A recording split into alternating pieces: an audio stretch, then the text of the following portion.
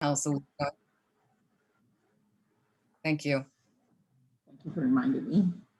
So just as far as reflection from last week, if you're really new to this, it was about finding a space in your house where you can really sit and set up that practice.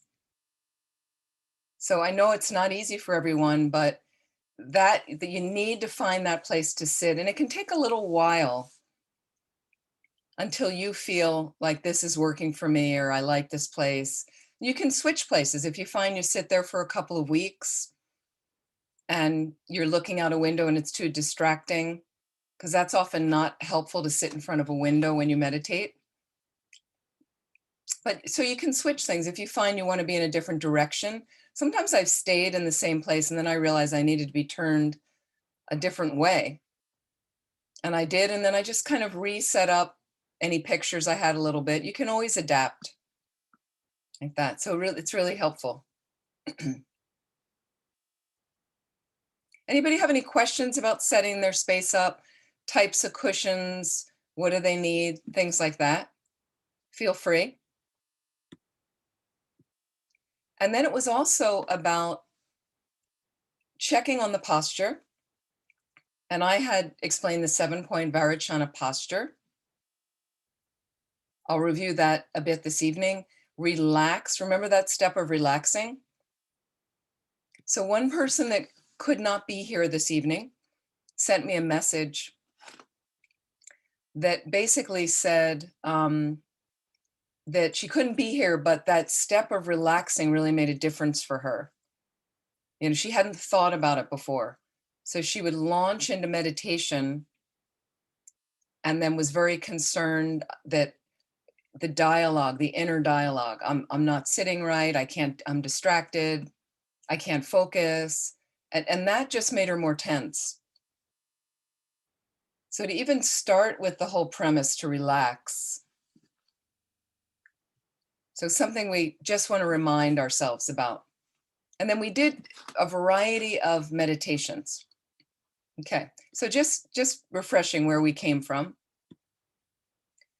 And just right now, for those, any questions from anything last week, anything you tried this week, what's working, what's not working?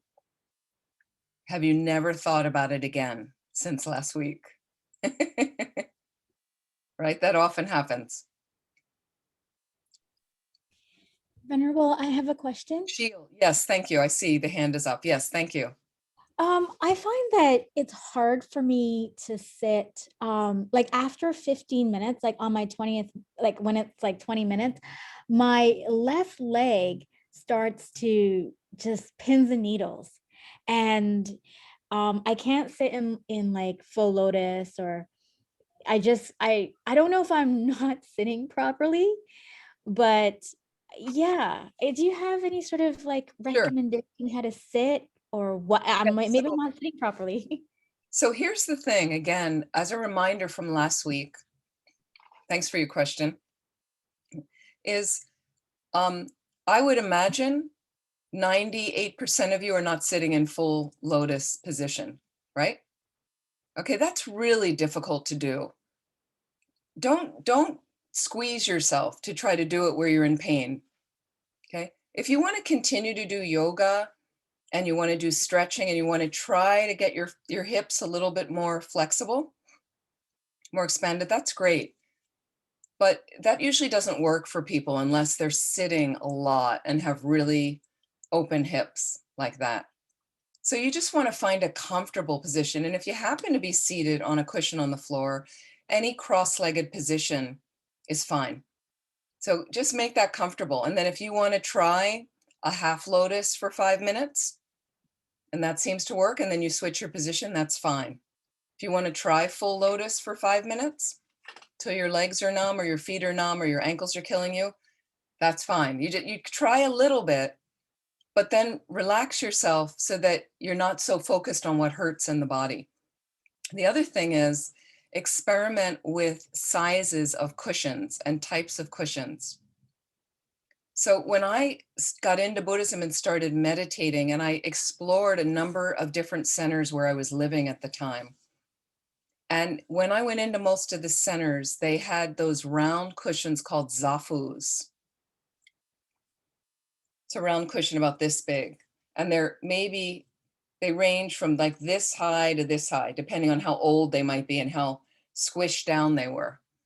So I thought that was the kind of cushion you're supposed to have. And when I would sit on those cushions, I try to position them in a good way. My legs went to sleep within about 5 or 10 minutes. That's where you're going to get the pins and needles. So I now sit, wait, I will, let me just show you for a second.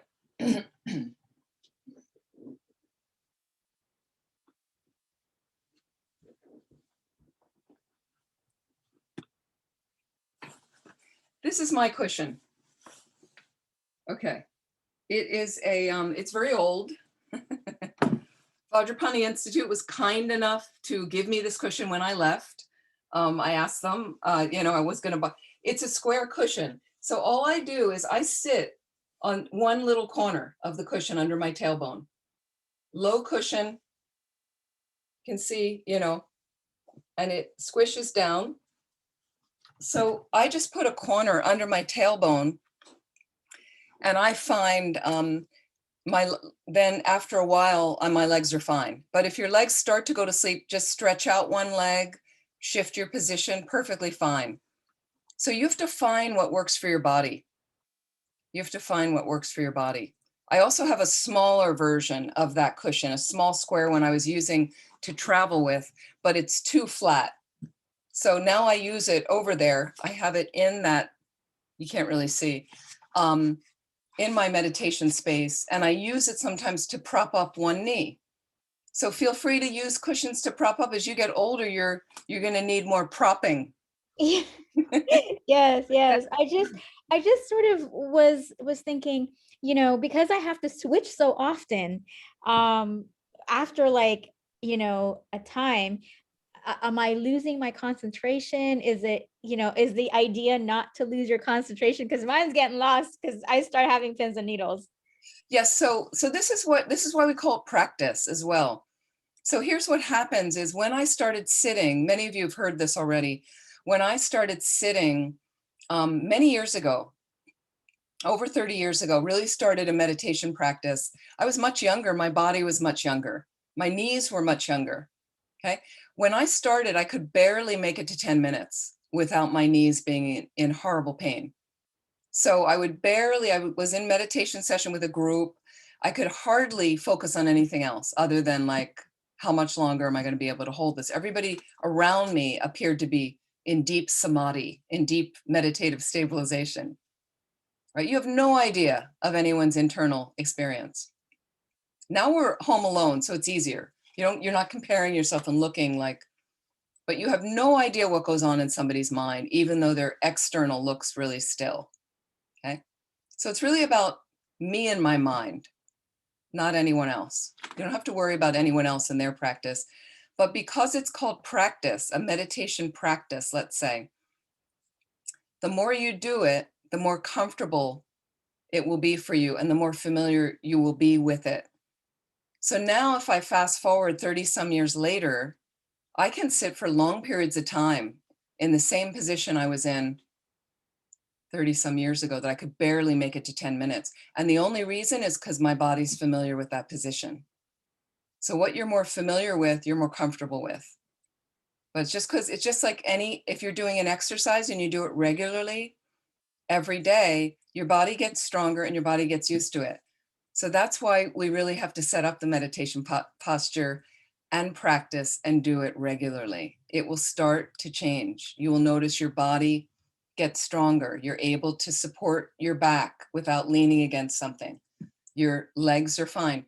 For now, as soon as it starts to get painful where you can't focus on anything else, then shift your position for a little bit and then keep going with the meditation. And then what happens is when the leg gets relieved, put it back in the cross-legged posture if you're seated like that, and go again as long as you can, and then stretch. And that way you can keep the session going without a big interruption.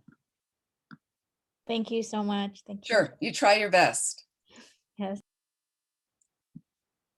Okay, we'll take one more question and then we're going to get get on to the next. Oh,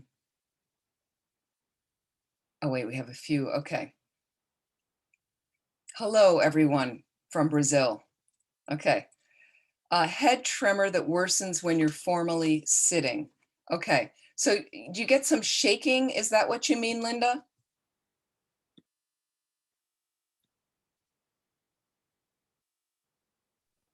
Yes. Okay. Kind of side to side, like that. Okay. So what often happens with the subtle energy system in the body is energy is moving through those subtle channels, and we're normally not aware of it. Okay. But for some people, as the energy starts shifting, you might even find, and I've noticed in meditation retreats that I might be leading a whole group of people, and every once in a while I'll look up and somebody is like this. Just because the winds are moving in your body and you're not used to doing it in this way.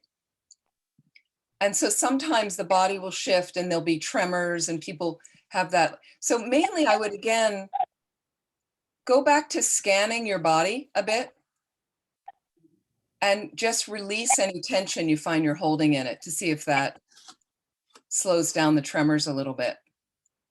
It's just energy being released in a certain way, or energy not being channeled where you want it to go. And we all have different obstacles, so we all have something going on. Yeah, so you just try your best. And some people also have, as they age, or whether they have Parkinson's, or they have some tremors anyway, normally. So when you're meditating, they may get a little bit more accentuated. That's pretty normal too. So I think getting back to relax for a moment and let me scan and let me deepen my respiration. So every time I exhale,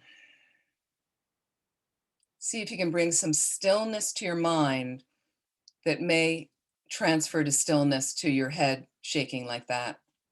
You can try. If it becomes really disturbing, I would stop the meditation for a moment, kind of open your eyes and just see your ground in your place like that. And another thing you might try, well, we'll do this tonight when we start. So then you can build it in, of the grounding of the roots of the earth supporting you. So I'll lead that a little bit. Okay. Okay. Watch my negativity. Oh, you wash your negativities down the drain. Okay. Yeah, so the scan is helpful. Thank you, Mary. And does it make a difference? Here's another question. Whether we sit on a chair or a cushion, I prefer a chair. No, it doesn't make a difference. It's again, what is most comfortable for you. Now, the thing is, you may want to try sitting on a cushion on the floor, or you can sit in a chair cross-legged if there's enough width in the chair, enough space in the chair. Just to try that for a moment because often in a chair, we're leaning back against the back of the chair. So you may want to just try to see if your body, but some people's bodies, either you're too old or there's other health issues. So you may want to just try that for a little while and see, but you can actually sit in a chair as well. As long as, again, the back is seemingly straight, as if the spine being as extended as possible, and you're not leaning heavily against the back of the chair, unless health-wise you need to. Okay. So let's find that comfortable posture. And I realize also for a class, you may be in a chair in front of a desk or not, but that's fine. And then your meditation practice may be elsewhere. That's also fine. 7-point posture. What do we remember from the posture? Any ideas? If you want to unmute for a moment, what are the 7 points before we start? What's the first point? What do you remember? Anybody?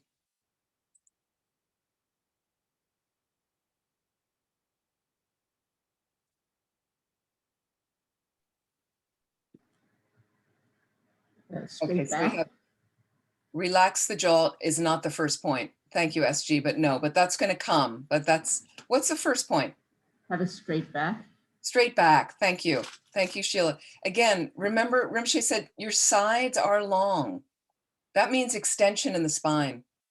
Most important part is the spine, as extended as possible. We know the spine's not straight, but as if our back is straight. Thank you. That's number one. Number two, just so I can see what you've retained.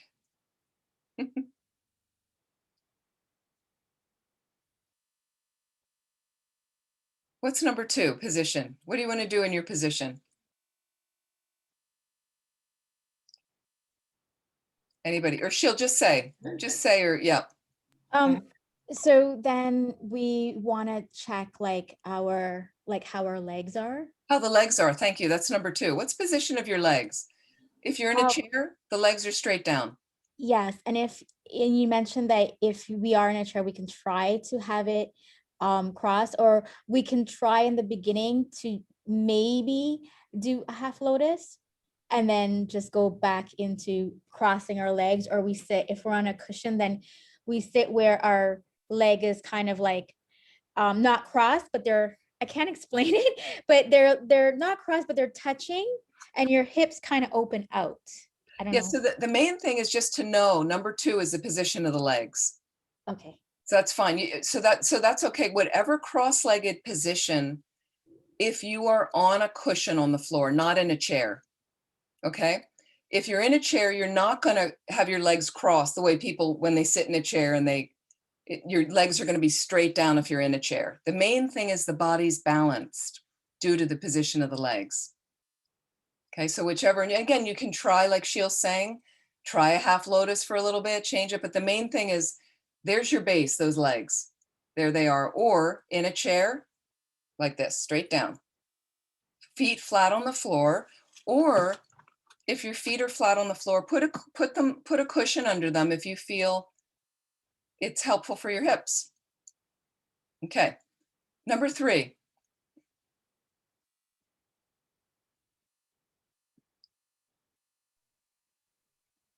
What are we doing with our hands? Right palm over left palm, thumbs touching, and hold this just at the level of the navel, palms up. Great, super. And the thumbs are actually, again, if you want to see here, they're pressed together. So they're not just touching, because for years, I was mistaken. I went like this. I just had them rounded. No, they're dynamic, pushed together to basically counter that vein in the subtle energy system that goes down the palm of the thumb to cut delusion in the mind, to suppress delusion in the mind. Again, supposedly, right? And so because it's right at the navel, thank you, Brian, my arms go out again. So what does the right arm represent? Right side.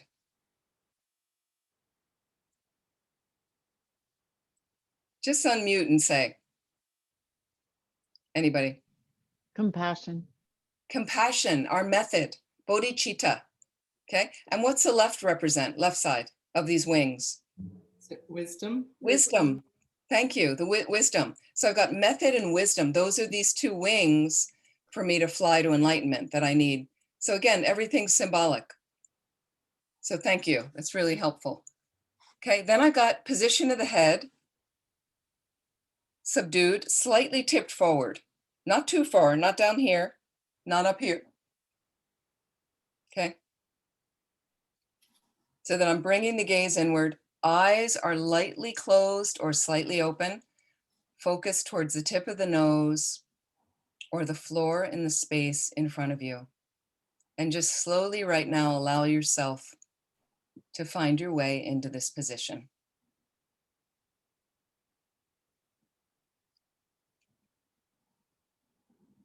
The lips are lightly together. The teeth are slightly apart. And the tongue is curled to touch the upper palate in the mouth behind the front teeth.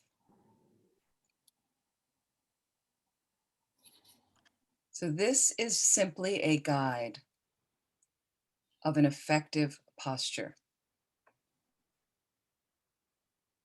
Everyone's body is a little different. So feel free to make some adjustments within reason that helps you be a bit more comfortable. And then you let go of the posture and you're just in the posture, not thinking about it anymore. When you do it again and again, after a while, your body just goes into this posture. It knows the posture. It knows what's conducive for your meditation.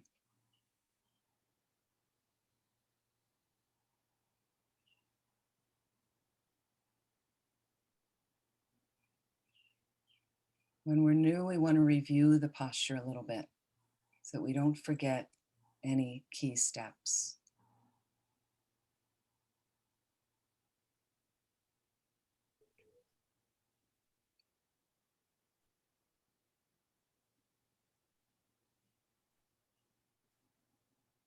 And as you begin to deepen your respiration,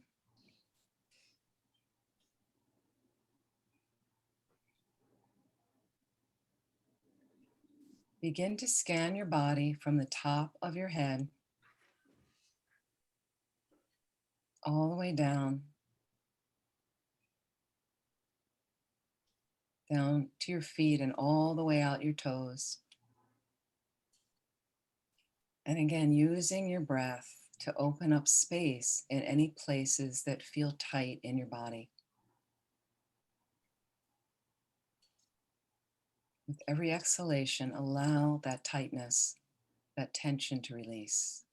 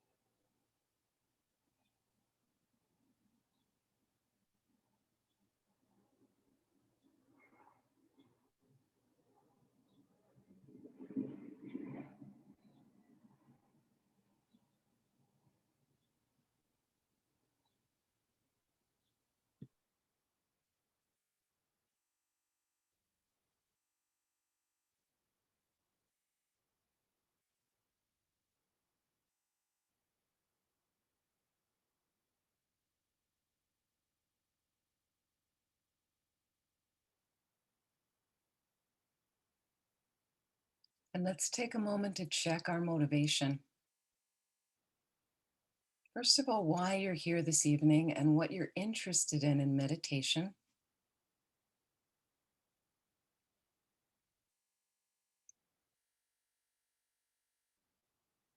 And just thinking how meditation can lend some balance to your life and to your mind, can help you de-stress, can help you find perspective, a healthy perspective. And think of how that can help us deal with challenges in our lives and problems. Allowing our mind to maintain peace during these challenges and problems. Imagine that space.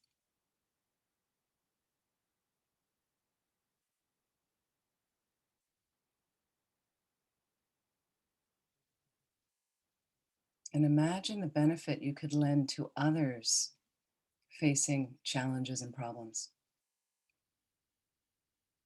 from your having a broader, healthier perspective.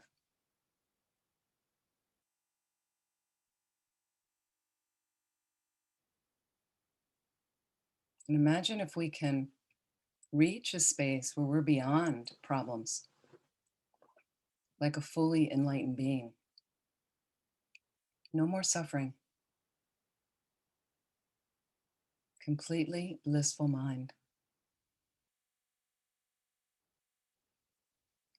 But a mind in this tradition that's completely directed on helping all living beings perfectly. Think about that space of mind.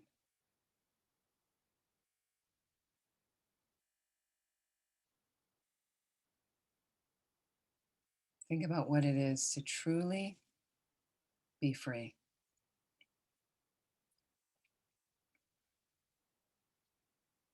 So feel free to include that in your motivation if you'd like, or whatever motivation you'd like to set for this time and the remainder of your day.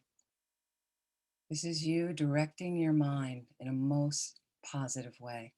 Please set that motivation.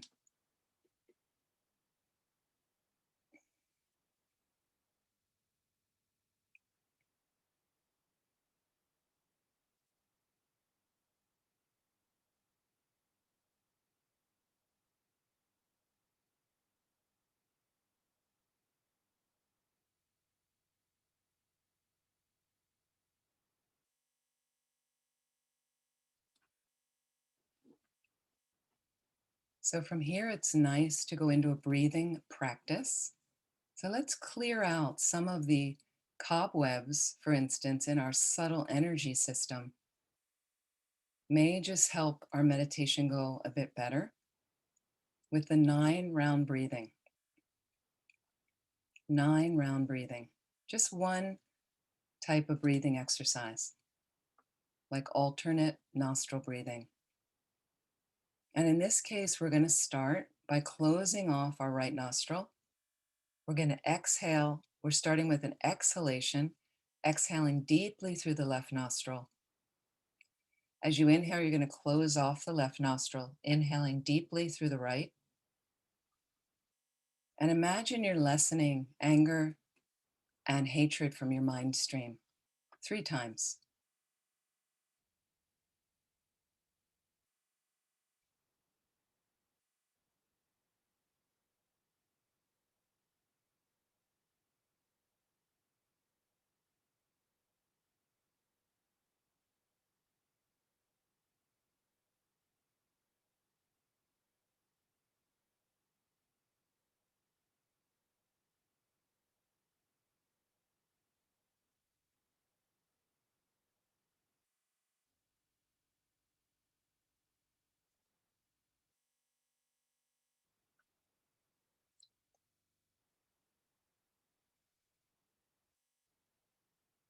So our next round, we're going to close off the left nostril and exhale deeply through the right.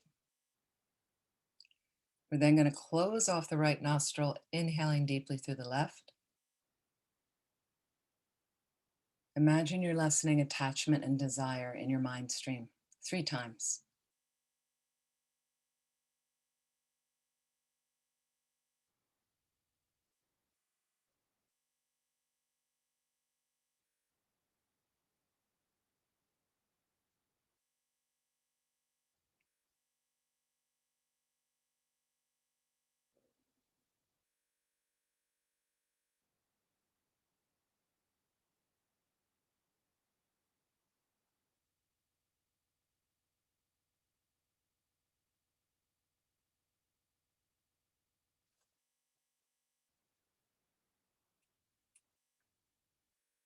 The third round, we're going to breathe in through both nostrils.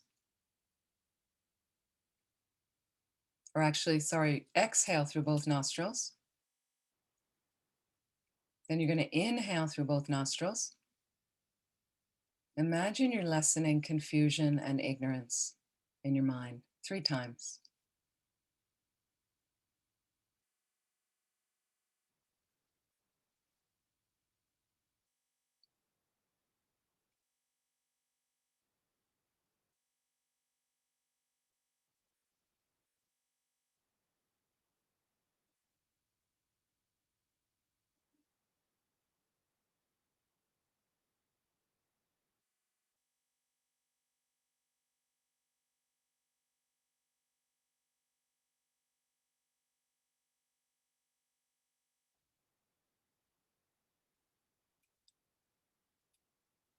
Just allow the mind now to settle on the breath, a normal, natural breath. So again, you can follow and just focus on the space just outside the nostrils, where the air enters in and leaves the body. Or focus on the rising and falling of your abdomen, whichever is more comfortable. But after a while, just stay with one of those experiences, either the nostril or the abdomen. And if the mind wanders, just become aware without any further story, and gently bring your mind back to the breath.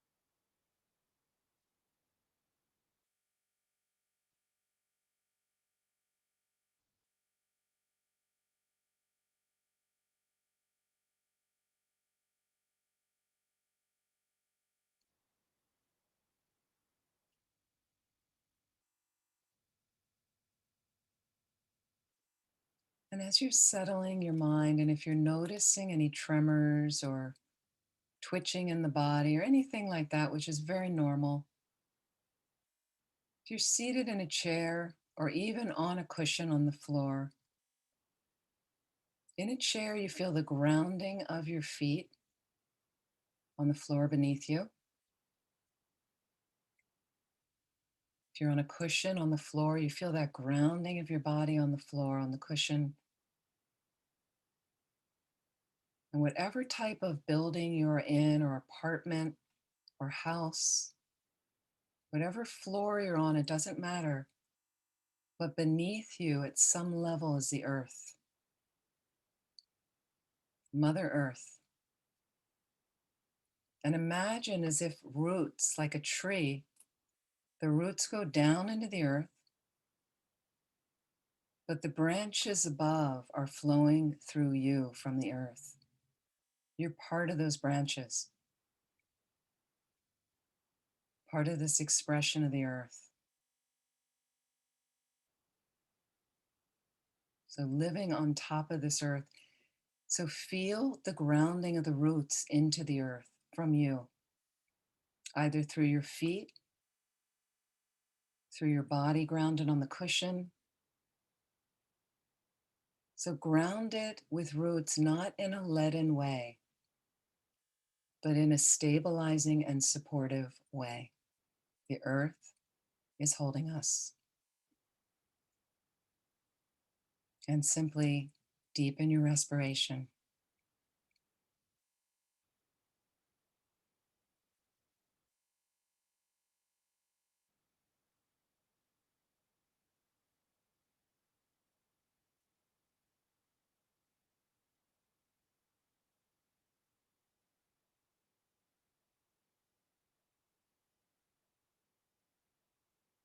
And as much as you can, allow that stabilization to be there. So you don't need to expect it. You don't need to force it. Just let it be.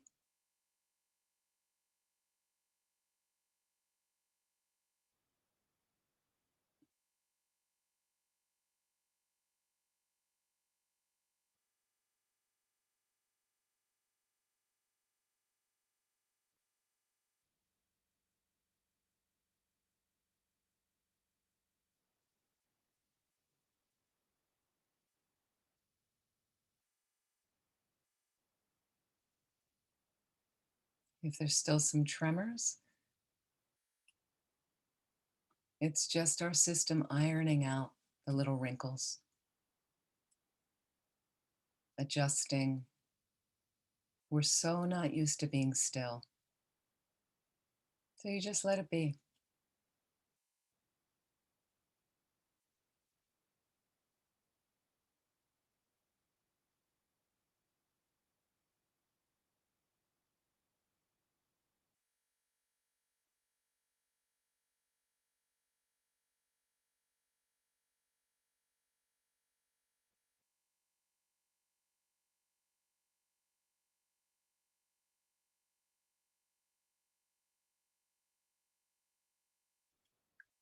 And returning your awareness to your breath.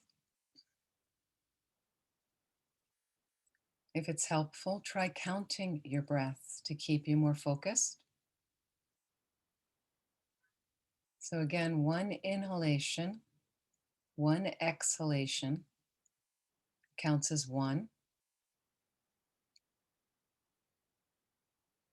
And just see how far you can count before your mind wanders. If it does, you just become aware and bring it back to the breath and begin counting again at one.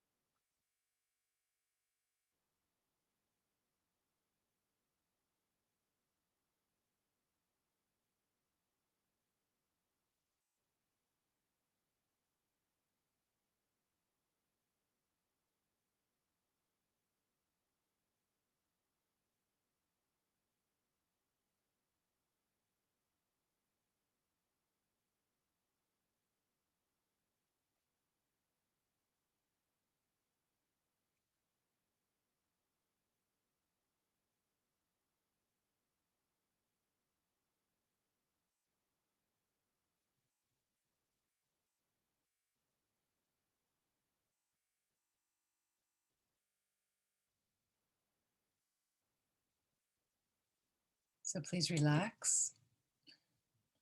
And when you're ready, please open your eyes.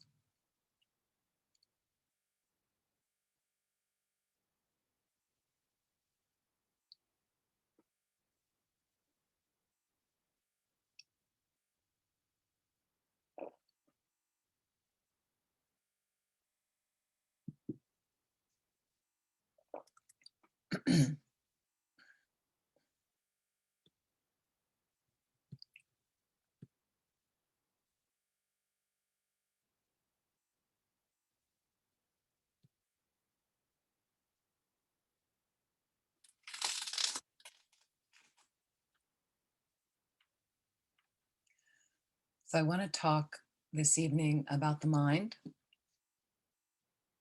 Many of you have heard some of this before, but this is one of the big reasons why we meditate is to control our mind.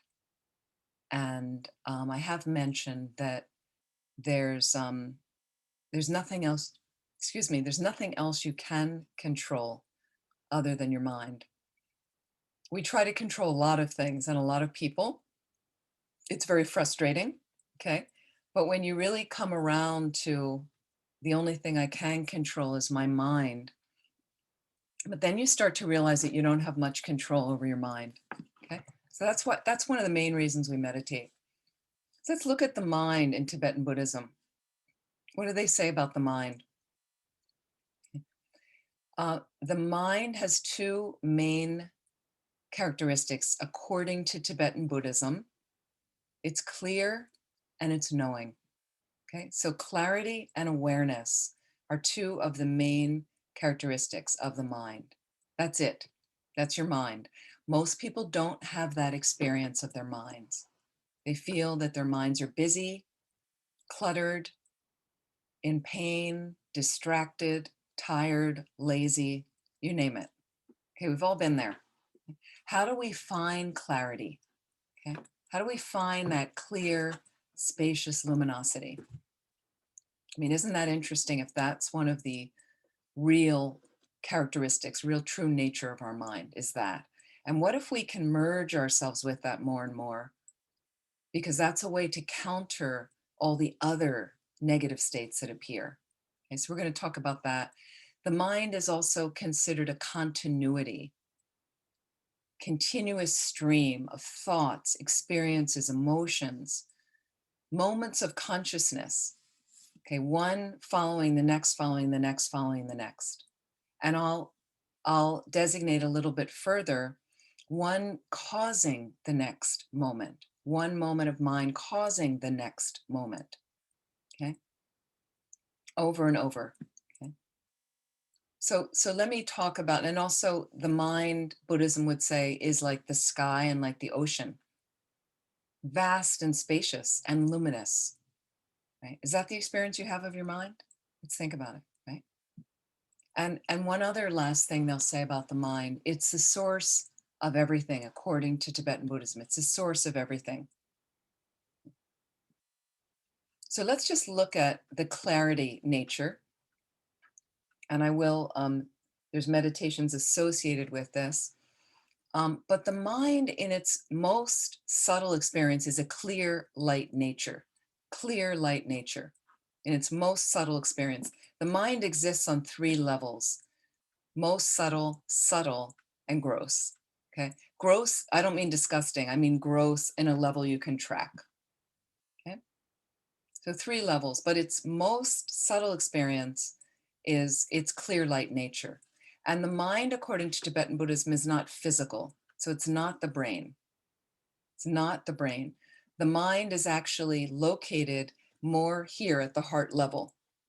In Tibetan Buddhism, the most subtle mind is contained there, mounted on what's called a most subtle wind, that is the cause of your body, that is the sustenance of your body like a life force. Okay. So these are different ideas we have. We don't have, normally we're not taught these notions about the mind. We have other ideas about our mind. And this leads us, when we have other ideas that are less than generous, leads us to have thinking that we're not good, and we're not deserving of love, and we do everything wrong, and somebody looks at us the wrong way. I just spoke to somebody this evening before the class, right before the class, and it's so amazing how these little things, and just see if this is your experience at times. Is this your experience at times? So this person that called me was invited to what she referred to as a garden party this afternoon. She was really looking forward to it. Okay, so she told me about it a couple of days ago. I'm invited to this garden party. We had a little line. We both sang the garden party song to each other. You know, I went to a garden party. I don't know if you remember. Okay, right? I'm really dating myself now. But it was all this upbeat. We're going to go. And these were 3 people were supposed to be there that were kind of semi co-workers of a consortium that this person was involved in. So she was looking forward to the professional stimulation, but they were friends. They were people that used to work together at another place, and it was all good, all an upbeat. She went to the party. Somebody was at the party that she didn't know was being invited there. And they came, and that was a person that she had had a little static with in the past. Okay. So then she started to tell me the story about this man and this and what he said. And it brought up other things in her mind stream that weren't peaceful. You know, possibly, I don't know if it was competition or a way that she felt judged by him. And, you know, we get into these thoughts of what are they thinking about me? And then there were certain words he used, and there was like a posturing that went on. You can just see the whole scene because it was a kind of semi-professional meeting as well, but not really business, and, you know, it went right into the place in her, this person that I know. All the low self-esteem issues got fired up, right? Just from you know, really, it came down to like a couple of sentences from him. Yeah. But what happened is she had a habit of ruminating more about the sentences, more about what his intention might have been and what she thought he might have meant, and then second guessing that, like coming home and saying, so did he mean that or did he mean that? Overthinking. Okay. Have any of you ever been involved in overthinking? Or should I say rumination in the mind, right? Nobody, right? No, nobody does that, right? Of course. So again, this overthinking, and I finally said, when she stopped talking, and I said, well, it's interesting because before you went to the party, you were fine. I remember speaking to you, you were fine, upbeat and happy, looking forward. And I said, so when you really boil it down to two sentences, you know, she gave me these two lines. He said that and he said that. And I said, you're the same person you were before the party, before you heard those words. And I said, you know, why are you putting so much weight in this person? He's not really in your life very much. He's not controlling. You have a successful career. You have all these other wonderful things going on for you. He's not controlling any of that, or it doesn't even have a part in it. Like, so very quickly we topple ourselves from, you know, one little piece of information, and it's simply a karmic seed ripening. Karmic seed of some negative karmic seed got watered and fertilized, and now it's popping up that makes me unhappy. Something I did before in my mind makes me unhappy. Just happened to appear this man saying these two sentences, and now my mind is headed downhill. Okay, and it doesn't have to be that way. It doesn't have to be that way. Right? I caught myself this past week because I used to be an overthinker. I see it's pointless to ruminate. It's pointless anymore. It doesn't work. But there's a habit in the mind. There's just a habit. Again, relax. It's simply a habit. You're not a bad person. Okay, you're working on it. It's just so something going on in my life that was happening, swirling, and then I realized through a bunch of these conversations or whatever, and then maybe not having a conversation with somebody, and then I started thinking about what could be. I wonder what they're thinking about. I wonder what they meant by that line in this email. And then overreading too much, and then all of a sudden I caught myself doing it early on in the process, and I went, we're overthinking this, you know. And when you are ruminating and overthinking, please check again. It's all from your experience. It's all about you. What you think. Are you considering the other person? Because then I interjected for this person I was talking to about the garden party, and I said, what's going on for him? I said, is he working now? And she said, no, he's actually been struggling in the pandemic. And I said, well, it sounds like he's operating a little bit from some insecurities. And she somehow hadn't come to that place. Like, she didn't think about that. Like, she didn't think about him. It was all about suddenly how she was feeling and second guessing her work and her consults and I said, wow, you've been doing well in the pandemic, but I said, that must be really hard for him. You know, like suddenly it had nothing to do with you. You know, so this other thing going on for me as I caught myself early on, and then I just kind of had this thing, you know what, I'm not going to think about it. I have so much else going on right now. I didn't need to spend my mind kind of rotating through something that I didn't even know if it was true.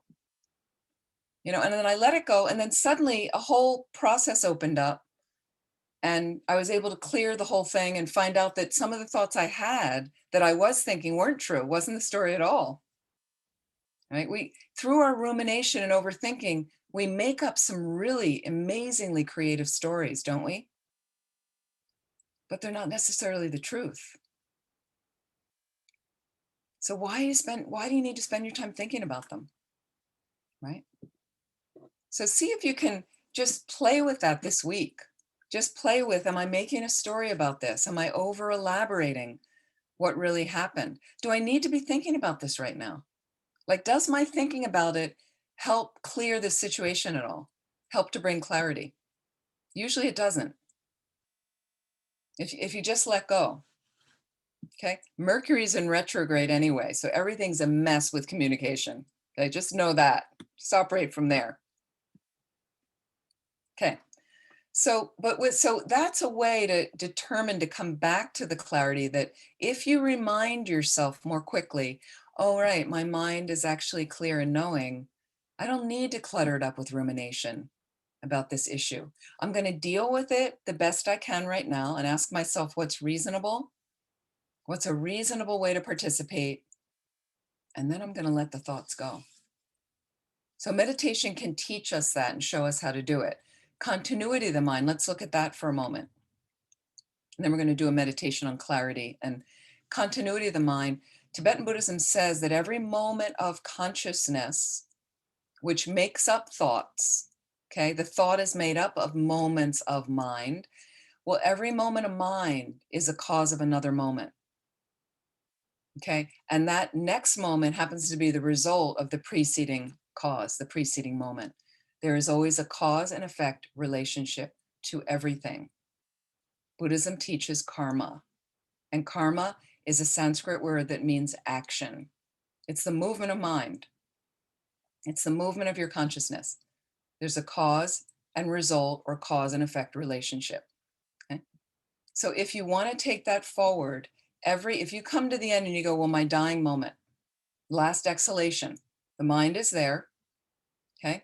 It's not the brain, it's a separate experience that has a unique way of connecting with a physical form, our body, okay, and informing how that body will be, how that life will be, okay?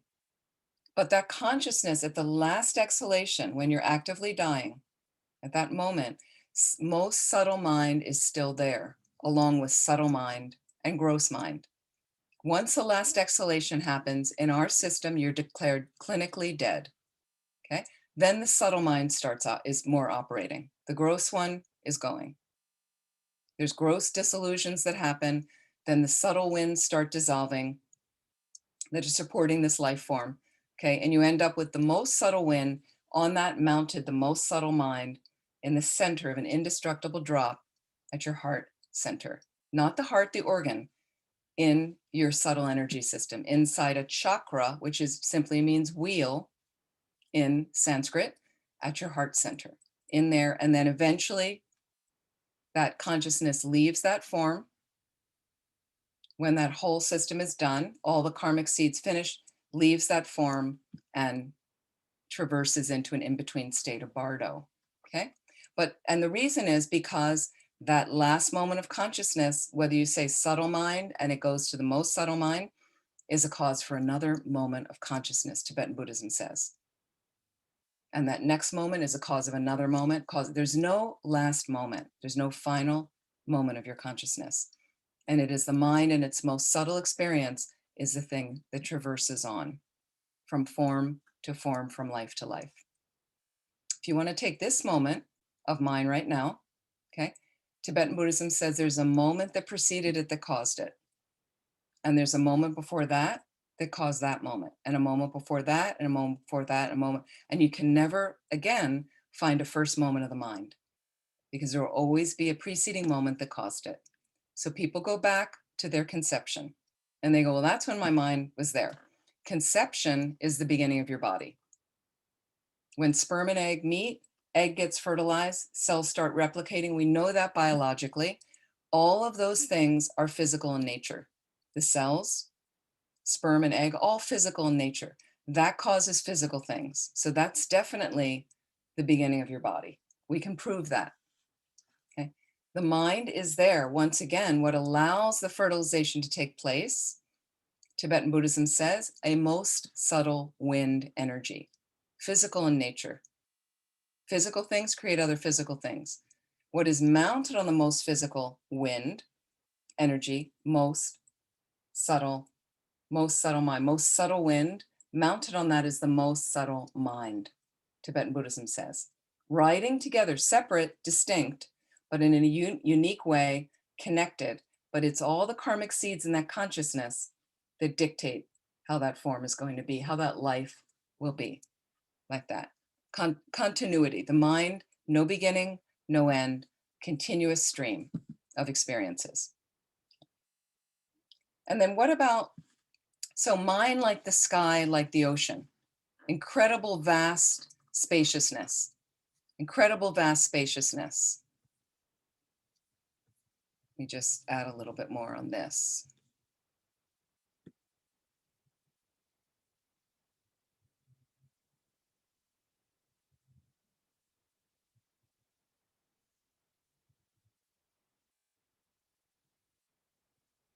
Okay, let me see if I can, okay. So it's nice to think about, instead of the mind being constricted, busy, cluttered, small, you know, when we talk about people that are narrow-minded, we say, there's people that are broad-minded, open-minded, okay? So meditation is a way of adding space into the mind, reminding us of the spacious quality of the mind, okay? Like the sky. So for instance, think about the sky for a moment. In fact, let's do this meditation, it'll help. I think it'll really help. This is a meditation on the clarity of consciousness. And I'm just using sky and ocean as analogies, the clarity of consciousness, okay? So find that comfortable position.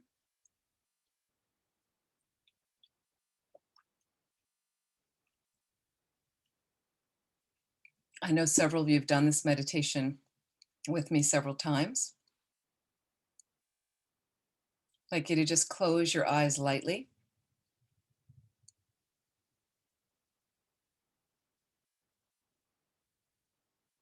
And now you're somewhat getting used to this position, and the mind can just right away settle on the breath. It just settles the mind for a moment.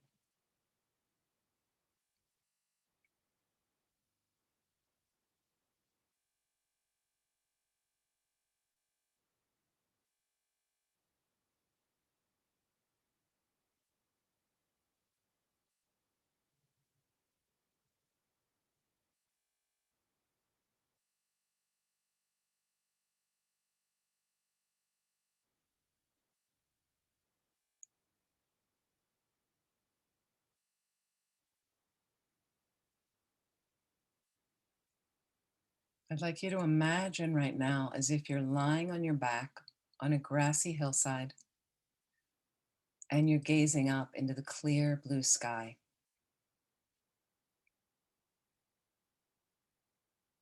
And this is one of the meditations accompanying this class, and it may be led in a slightly different way on the paper. And as you're looking up into the clear blue sky, merge yourself with that experience as best as you can. The clarity, the luminosity, the vastness.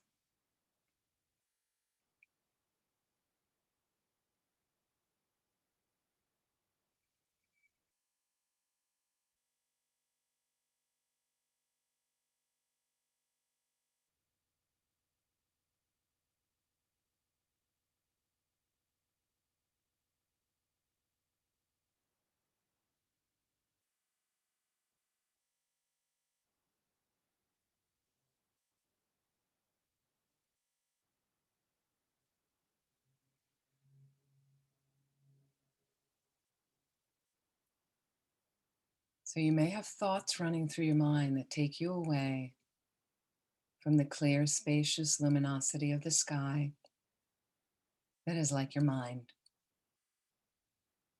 Just like when clouds come into the sky,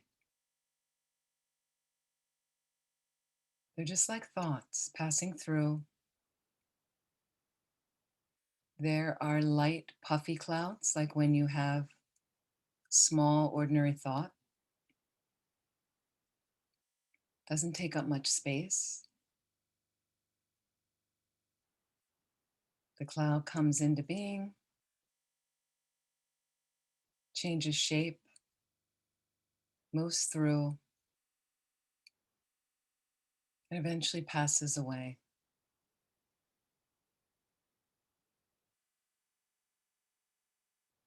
Yet sometimes the sky is completely obscured by a bank of rain clouds. So we know the sky is behind the rain clouds. You see this sometimes when you're flying on a plane on a cloudy day, and then it pierces through the clouds. And there's that translucent sky again. Clear, spacious. So the rain clouds are like when you have a heavy delusion in your mind, taking up all the space. Anger, frustration, fear, jealousy, attachment, pride, depression, like that. They are not in the nature of your mind delusions. They're not. They're simply delusions and imbalance.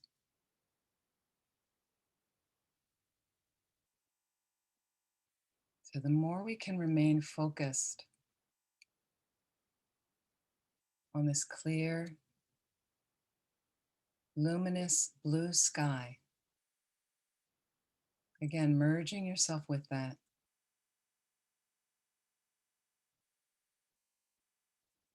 Just notice what arises in your mind. Can you let it go, returning yourself to that clear, spacious luminosity of the sky that is like your mind?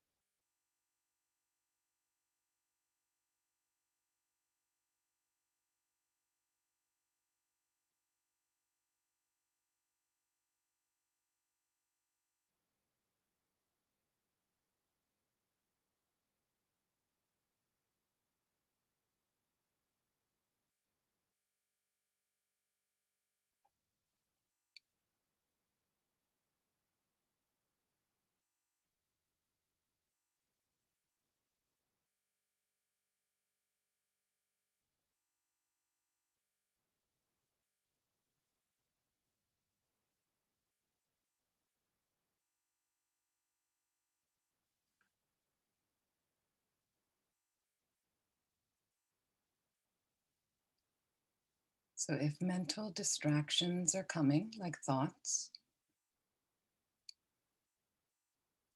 can you see them like clouds in the sky? But instead of overly focusing on them, instead of focusing on the clouds, look at the space between the clouds. Focus on the space between the thoughts instead of the thoughts. There's a space of awareness there that is your mind.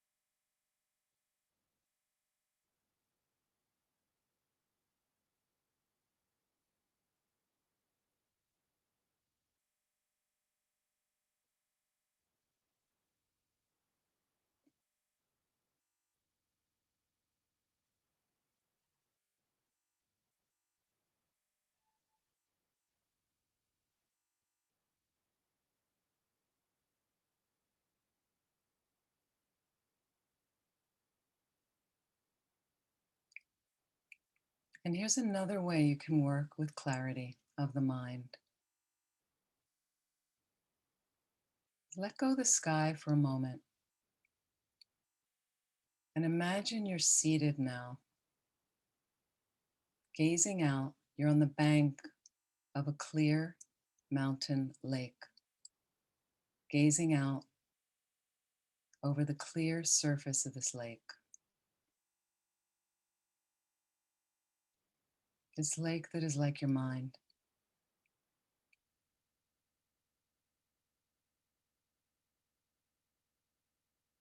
And every so often, a bubble forms on the surface of the lake, coming from deep in the lake. Just like the thoughts we have in our mind that pass through the mind.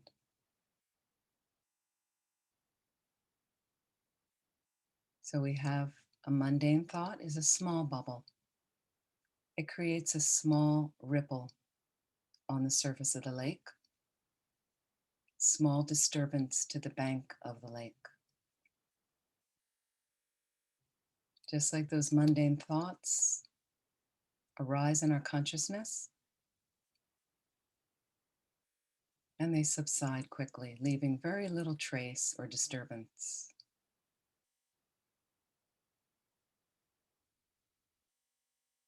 Our larger bubble rising to the surface of the lake causes larger ripples to go out, more disturbance,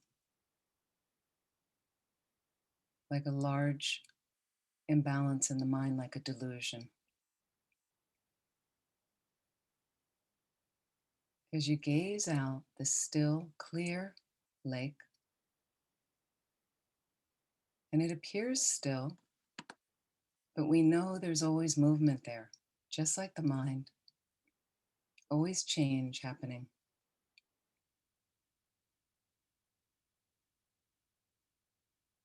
Just allow any thoughts as they come and go, see them like bubbles on the lake.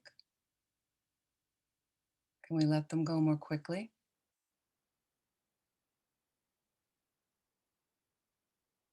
Less disturbance, and less disturbance to the bank of the lake, which are those around us.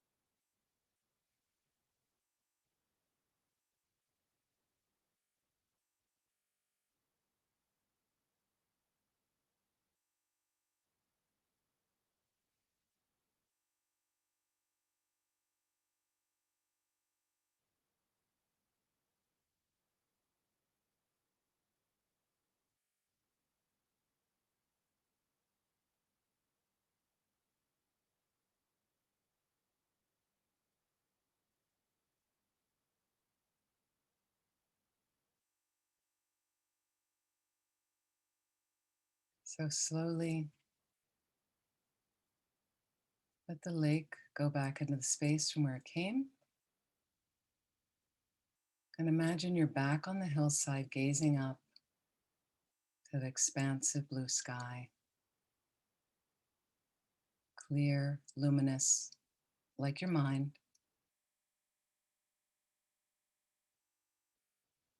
And slowly bring yourself back into the space in which you're sitting.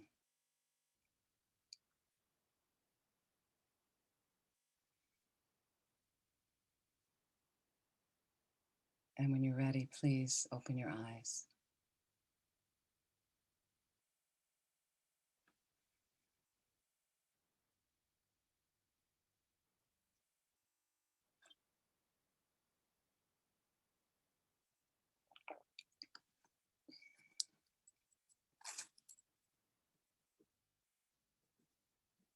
So if you're able, please to do this meditation this week as much as you can, at least if you can't get to it every day, a few times.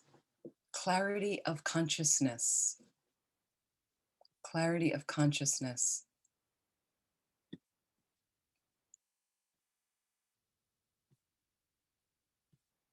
I just want to double check. I think that is one of the meditations. I just want to double check that. Okay, so here there's meditation 5 and 6. So there's meditation like the sky, similar, like that. And then there is a meditation like the ocean, which we didn't do today, but you can certainly try that as well. So very similar to get us to the clarity notion, like that.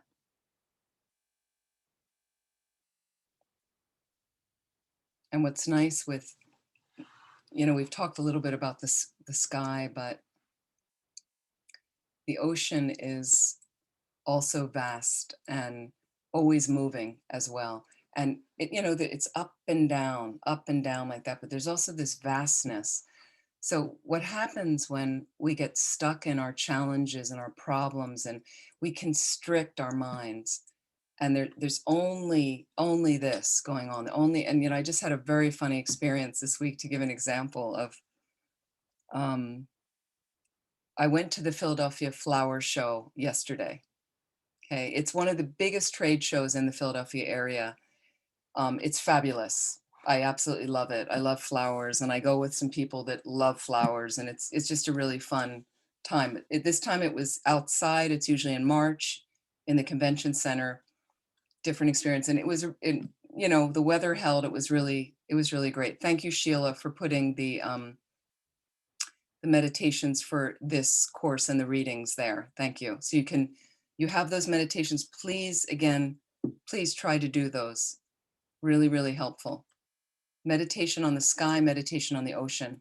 I'd recommend this week, please. It's really helpful. And so anyway, we decided the three of us were going to go. And one of the people whom I love dearly, who's fantastic, but it was confusing about the tickets. There was some confusion, but this whole week, the staff is there at the flower show. So they're not by computers. I mean, they have computers there, but they're busy. They're at the show, and there's all these people coming. And this person, must have sent me, I don't know how many texts the 2 days before about the tickets, and it's not clear, and I can't get the tickets. And they said and so I finally said, to help them, I said, look, why don't I send an email and I'll research, because you're busy too. So I did my research, sent a few emails to the contacts and called somebody, got some information, and I got some emails back, but it wasn't totally clear. But it seemed like, we could just go, and we could go and get tickets there, and it would get sorted there, and we had somebody's name. And that was it for me. I was done. I was like, we don't need, and then they kept coming back. And are you ever like this? You're a dog with a bone. You just can't stop. I need to have the answer now. I mean, this person was just, the person I was going with was like, but I need to have it sorted now. And I've been like this myself, right? But so suddenly I said to them, it's a flower show. Like, it's okay. If the worst comes to worst and we don't get in, it's just a flower show. Like, okay. So just kind of reminding, and so this is a way you can remind yourself. The nature of my mind is spacious luminosity. Clear, spacious luminosity is really the true nature of your mind. Not fear, not anxiety, not depression. Now, what happens, yes, sometimes we have those situations moving through our mind at times. Absolutely. We're human beings. That's the nature of being a human being. Imbalance, imperfection. We're not Buddhas yet. Okay, I can't speak for your experience, but I can speak for mine. I'm not a Buddha yet. So that means I'm going to have imbalances in my mind. Going to have those imbalances. But the quicker I can remind myself when I'm taken hold of a delusion, when the clouds start to get really thick and I go, oh my goodness, I don't want this, I don't like this. right? The quicker I can remind myself, that that's not my mind. That's not so important to focus on. Or you may ask yourself, if it's a big challenge, a big problem, okay, so what do I need to do to deal with this right now? And am I doing everything then that I'm supposed to be doing? Okay, then let me take care of it. And once I take care of it, there's nothing more I can do. So now I can just stop thinking about it and let it go. Or now I might just have to wait for them to get back to me. And I'm just going to have to be patient and let it go and put it in perspective. Right? So it much more quickly helps you rebalance to understand the nature of your mind, the clarity and the awareness, like that. So we're going to look at next week, continuity of consciousness. But I just really wanted to stress that clarity, awareness, why we're using it, why it's helpful. Any questions right now about that or the meditation?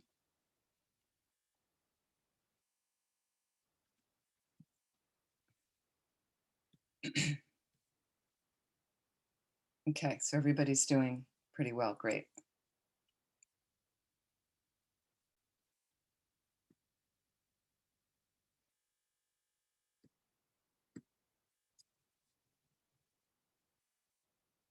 Okay.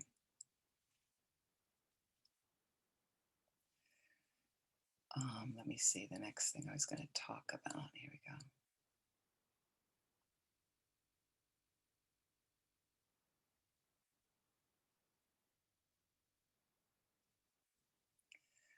So when you think about the ocean, and this is in the meditation, okay, when you think about your mind like an ocean, and there's a lovely book from Lama Yeshe that I highly recommend you read that's complementary also to this course and some of our Discovering Buddhism courses.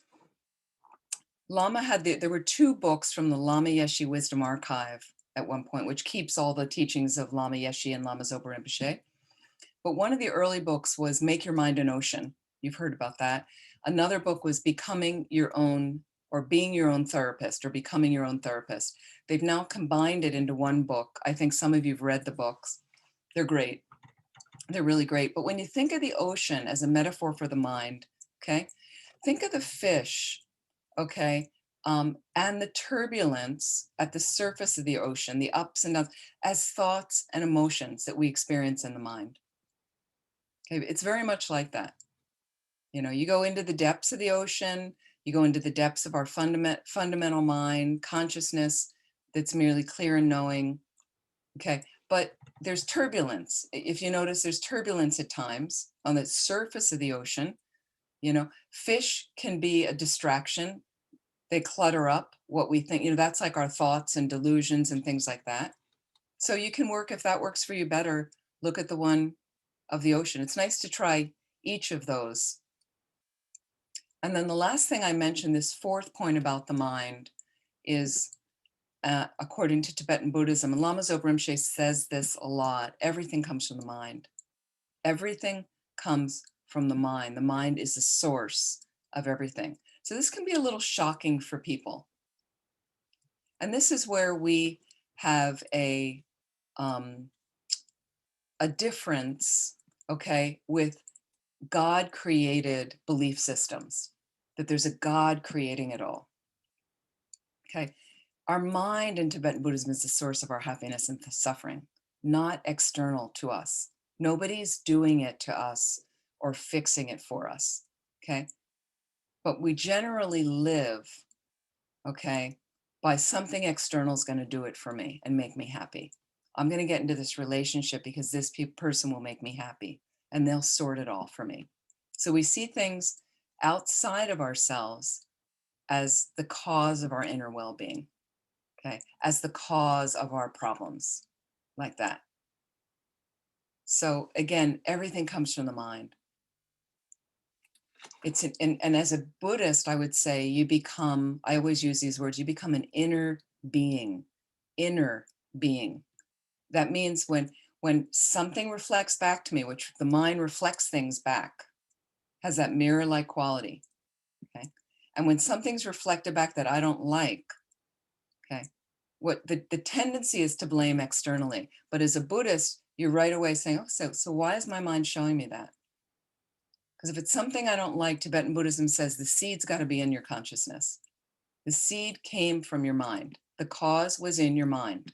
And now you're just experiencing the result. So it's something very different than a God, the creator religion, separate outside. And so it's also God, the creator religion sometimes appear, to me at least, to be taking all your power. Something more powerful than you is going to sort it, is going to control when you live or die or be happy, like that. You participate in that for certain, but Tibetan Buddhism puts you at the controls. It's all up to you. So you can fix anything. You can sort anything in your mind. In fact, and that's the main thing we do, is if we sort our mind, we make our minds happy. We dictate our happy experience. We can all make that happen for ourselves. Okay, you don't have to count on anyone else. All of that source is in yourself. So it's incredibly empowering. But you have to check about where your suffering comes from yourself. This is a tradition that very much asks you to look at where suffering comes from. I mean, this was one of the things why the Buddha left the palace and the grounds, was to sort an end to suffering. When he first encountered suffering, it was shocking to him. And encountering that, and then realizing, not escaping his wife and child and giving away responsibility. No, he realized, so much I can't bear these beings suffering. So first of all, I want to determine, where does it come from, right? And if I can determine where the suffering comes from, then I can fix it. Okay. And what he determined is the suffering comes from karma and delusion, right? And it's absolutely something we can do something about, because karma and delusion is in our mind. Okay? So please don't expect somebody else to sort it, to blame somebody else for your unhappiness, for your suffering, for your misery, somebody else's fault. That's what the external world, I know, is doing. And we get caught up in that. We get influenced by it. So it's very tricky based on who you hang around, what kind of influences they have on you. We're all subjected to that. There's no question. It's why I prefer living around Buddhists, in Buddhist communities or near Buddhist communities, or doing work with a lot of Buddhist communities, because when there's problems and things, that's what you discuss. How can I sort this? What's going on? Well, and if you're really suffering, there are times people will say, Buddhists will say to each other, well, it really sucks, but at least it's good purification. You're getting rid of that. And you can relate on those terms rather than, well, it's this guy and he's a jerk and she's awful. And because then you have little bits of brainwashing of that. And then you start thinking that way. Oh yeah, it's not me, it's everybody else. Okay, so you have to check yourself. Please check thoroughly everything I'm saying. Please check up and investigate. Don't just buy it, apply it to your life experience. Is it true? Please check, where does your suffering come from? Just go this week and look at, I was a little unhappy today. What happened? What changed? Ask yourself, what changed? This morning I woke up. I had to say to this person today. So it's interesting, you were looking forward to the garden party, everything going along swimmingly well. You were excited, it was great, the weather was nice, it was off you went. And then just this little interlude with this person. And now you're like second guessing yourself and your career and your work and your consultancy, and really, right? So again, the source of that happiness, and if you just look at it and said, wow, those words did disturb me. I know he's had trouble in the pandemic. He might be operating from insecurity. Well, I'm insecure too. So it went into that insecure place for me. But you know what? Actually, I'm okay. And I'm clear. And this morning I was good and I know what I'm doing and I've got my work, and aren't I lucky and wonderful? And then it more quickly balances. Make sense? Am I communicating? Okay. So I'm going to stop there. But again, clarity of consciousness with mind like the sky, mind like the ocean, those two meditations, Sheila gave you the info. There's some readings as well. And you can continue. And then look at the source of your suffering. What makes you suffer? Can you see? Is it coming externally? Is somebody doing it to you? Is it just coming from your mind? Is it your perspective? Is your mind not broad enough at times? Did you ever notice when the mind constricts? Like I had a laugh with this person about the garden, the flower show. We had a good laugh about it because I've often in the past, my history with this person, I'm usually the person, the dog with the bone. And I've kind of really lightened up, and so I said to them and I said, and I said, you're acting like I used to act, aren't you? And then they just laughed and and they saw themselves and they realized, they said, oh yeah, like you don't do that anymore. And I said, you don't need to do it. You don't need to do it either. Like I said, how come and what's interesting with dynamics, did you ever notice dynamics with people? We used to notice this at our Buddhist centers, the retreat centers, is once somebody takes on a certain personality, I mean, at one point we hired an office manager at one of the centers I was running. And and I don't mean to make, she was very intense as far as her organization skills. It had to be a certain way. And I was so happy when we hired her because I used to have that role and I was really tired of that role. And somehow she came in and just filled it and I didn't have to do it anymore. And I was in a whole different mind space. So people take on these different roles and people have that in families, as you know. You have the person that's always organizing everything, getting all the plans, and there's somebody that never always shows up late and they never know, they can't commit till the last moment. And we all have the things. But when the person who can't commit at the last moment moves away, then somebody's going to fill that spot.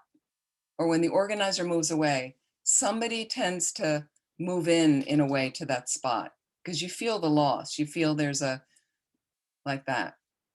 It's nice not to get pigeonholed and to try to be more fluid. And when you connect with your mind being clear, more spacious, a lot of things don't disturb you anymore.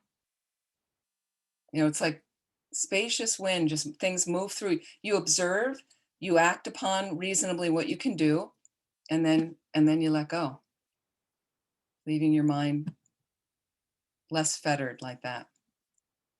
Okay. Any last questions? Anything that anybody needs to know about? So thank you, Sheila, for posting the meditations on the sky. She's got them posted there. Please see in the chat. Mind like the ocean. Thanks so much. Thank you for the article, Make Your Mind an Ocean, Lama Yeshe. Wonderful. Greatly appreciate that.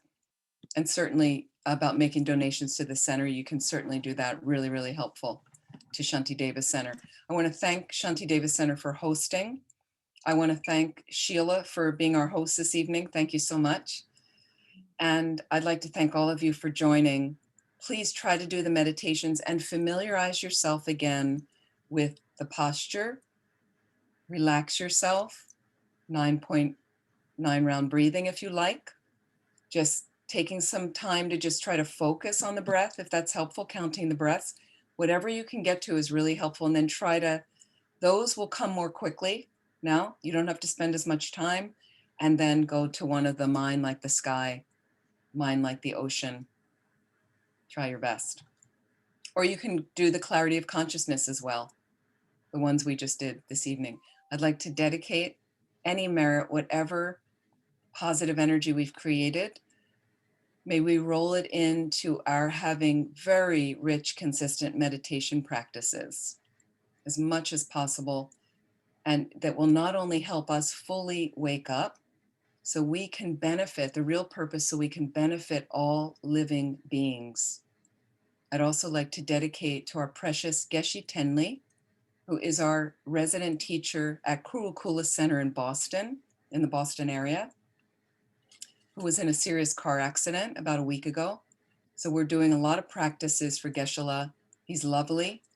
He's a little younger than me. He's a dear friend, and hoping for his swift, full recovery and his well-being, and all those who have COVID and all those who are ill to have swift, full recoveries right now, and for our planet to recover from this pandemic as quickly as possible so people can be well and happy and more connected, to dedicate in that way.